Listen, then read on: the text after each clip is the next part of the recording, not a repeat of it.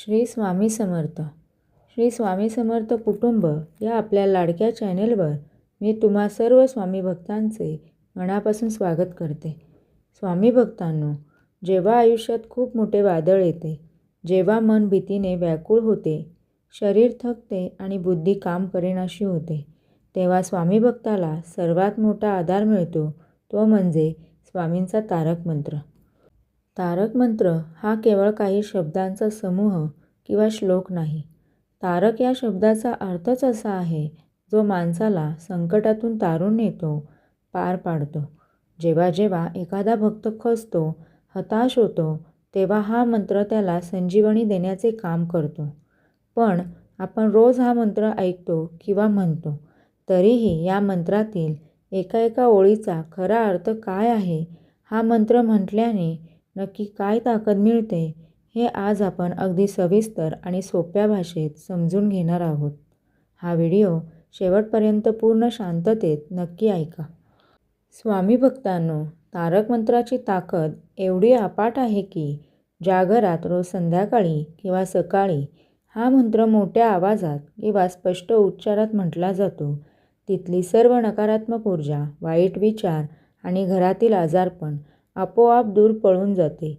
ज्याप्रमाणे औषध शरीराचा आजार बरा करते, अगदी तसेच तारक मंत्र हा मनाचा आजार आणि मनातली भीती दूर करतो. हा मंत्र म्हणजे स्वामींनी आपल्या भक्तांच्या पाठीवर ठेवलेला अभयहस्त आहे. आता आपण या मंत्रातील प्रत्येक ओळीचा अतिशय सुंदर आणि भावुक अर्थ समजून घेऊया. तारक मंत्रातील पहिले कडवे. निशंक होई रे मना, निर्भय होई रे मना, प्रचंड स्वामी बळपाठीशी, नित्य आहे रे मना, अतरिक्य अवधूत हे स्मरणगामी, अशक्य हि शक्य करतील स्वामी, अशक्य हि शक्य करतील स्वामी. आता ह्या कडव्याचा भावार्थ जाणून घेऊया. हे मना, तू सर्व शंका, भीती आणि चिंता मनातून काढून टाक. माझं काय होणार ही भीती सोडून पूर्णपणे निर्भय हो. तू स्वतःला एकटा समजू नकोस. साक्षात या ब्रह्मांडाची निर्मिती करणाऱ्या श्री स्वामी समर्थ महाराजांचे अफाट बळ तुझ्या पाठीशी 24 तास उभे आहे. स्वामींचे स्वरूप मानवी बुद्धीच्या पार आहे, पण ते स्मरणगामी आहे. म्हणजे तुम्ही जिथे ज्या क्षणी स्वामींचे स्मरण कराल, तिथे ते लगेच तुमच्या हाकेला धावून येतात. जी गोष्ट मानवी बुद्धीला किंवा या जगाला अशक्य वाटते, ती गोष्ट स्वामी आपल्या कृपेने एका क्षणात शक्य करून दाखवू शकतात. दुसरे कडवे. जिथे स्वामी चरण तिथे न्यून काय, स्वये भक्त प्रारब्ध घडवी ही माया, आज्ञे विना काळही नाने त्याला, परलोकी ही ना भीती तयाला, अशक्य हि शक्य करतील स्वामी, अशक्य हि शक्य करतील स्वामी. दुसऱ्या कडव्याचे भावार्थ जाणून घेऊया. ज्या घरात किंवा ज्या हृदयात स्वामींचे चरण आहेत, तिथे कसलीही कमतरता राहू शकत नाही. तिथे आनंद आणि समाधानच असते. स्वामी ही भक्तांची अशी आई आहे, जी आपल्या भक्ताचे वाईट नशीब सुद्धा स्वतःच्या हाताने बदलून त्याला सुखाचे दिवस दाखवते. स्वामींची आज्ञा असल्याशिवाय साक्षात मृत्यूसुद्धा भक्ताच्या जवळ येऊ शकत नाही. जो स्वामींचा भक्त आहे, त्याला या जन्मातच नाही तर मृत्यूनंतरच्या परलोकातही कसलीही भीती राहत नाही, कारण स्वामींचा हात त्याच्या डोक्यावर असतो. तिसरे कडवे.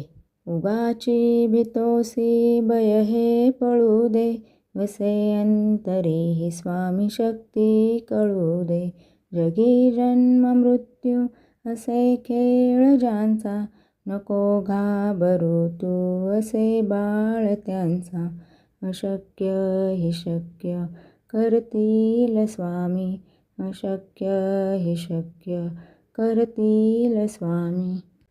तिसऱ्या कडव्याचा भावार्थ जाणून घेऊया.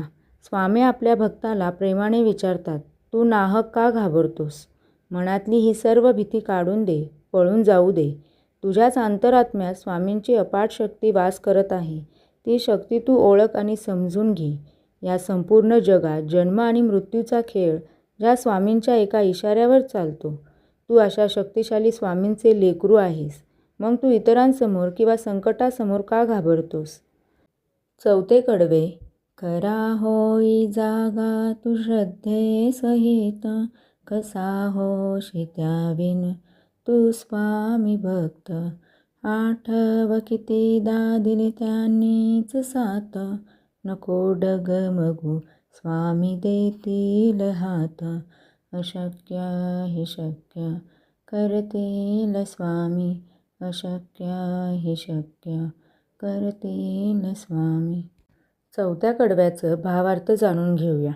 आता तरी आळस सोड आणि मनापासून स्वामींच्या चरणी पूर्ण श्रद्धेने जागा हो. तुझ्या मनात जर श्रद्धा आणि विश्वासच नसेल तर तू स्वतःला स्वामी भक्त कसा म्हणवून घेऊ शकतोस? मागे वळून पहा आणि आठवून बघ, आयुष्यात जेव्हा जेव्हा तुझ्यावर बिकट प्रसंग आला होता तेव्हा कोणी तुझा हात धरला होता? स्वामींनीच तुला साथ दिली होती ना.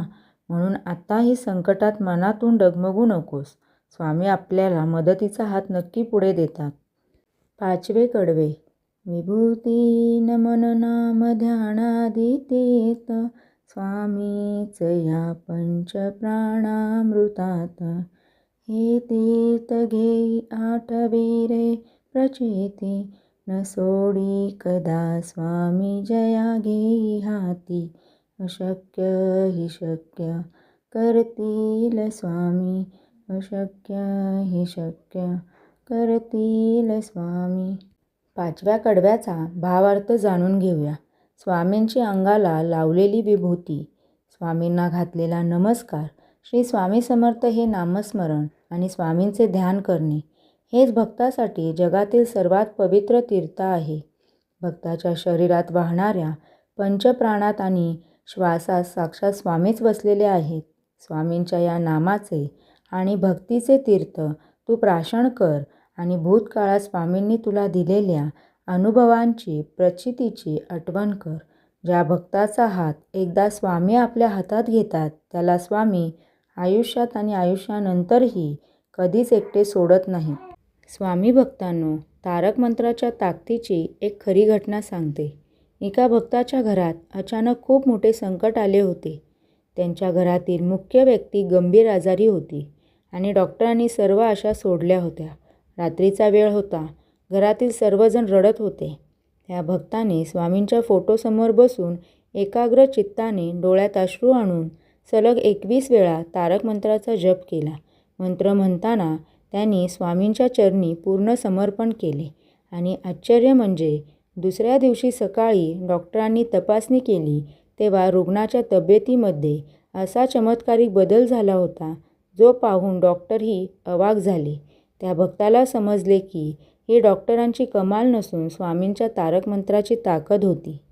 जर तुम्हाला तारक मंत्राचा पूर्ण अनुभव घ्यायचा असेल तर या 3 सोप्या गोष्टी नक्की करून पहा. सकाळी किंवा संध्याकाळी. रोज सकाळी पूजा करताना किंवा संध्याकाळी दिवा लावल्यावर घरात तारक मंत्र नक्की म्हणा. हा मंत्र घाईघाईत न म्हणता अगदी स्पष्ट आणि शांत आवाजात म्हणा. केवळ शब्द उच्चारू नका, तर त्या ओळींचा अर्थ मनात साठवून स्वामींना आठवा. माझ्या प्रिय स्वामी भक्तांनो, तारक मंत्राचा हा अर्थ ऐकून तुमच्या मनात एक नवीन ऊर्जा आणि स्वामींवरचा विश्वास निर्माण झाला असेल तर मला कॉमेंट करून नक्की सांगा. तुम्ही रोज तारक मंत्र म्हणता का? किंवा तारक मंत्र ऐकताना किंवा म्हणताना तुम्हाला कसा अनुभव येतो हे कॉमेंट बॉक्समध्ये नक्की लिहून पाठवा. कारण तुमचा एक अनुभव वाचून दुसऱ्या एखाद्या निराश झालेल्या भक्ताला मोठा धीर मिळू शकतो. आणि हो, जर तुम्ही आपल्या श्री स्वामी समर्थ कुटुंब या चॅनेलवर पहिल्यांदाच आला असाल तर आपल्या या भक्तिमय कुटुंबाचा भाग नक्की व्हा. व्हिडिओ आवडला असेल तर लाईक करा आणि इतर स्वामी भक्तांसोबत हा व्हिडिओ शेअर करायला विसरू नका. चला तर मग कॉमेंटमध्ये सर्वांनी एकदा मनापासून टाईप करा, श्री स्वामी समर्थ, आणि स्वामींचा आशीर्वाद कायम तुमच्या आणि तुमच्या कुटुंबावर राहो ही स्वामीचरणी प्रार्थना. अवधूत चिंतन श्री गुरुदेव दत्त. अवधूत चिंतन श्री स्वामी समर्थ.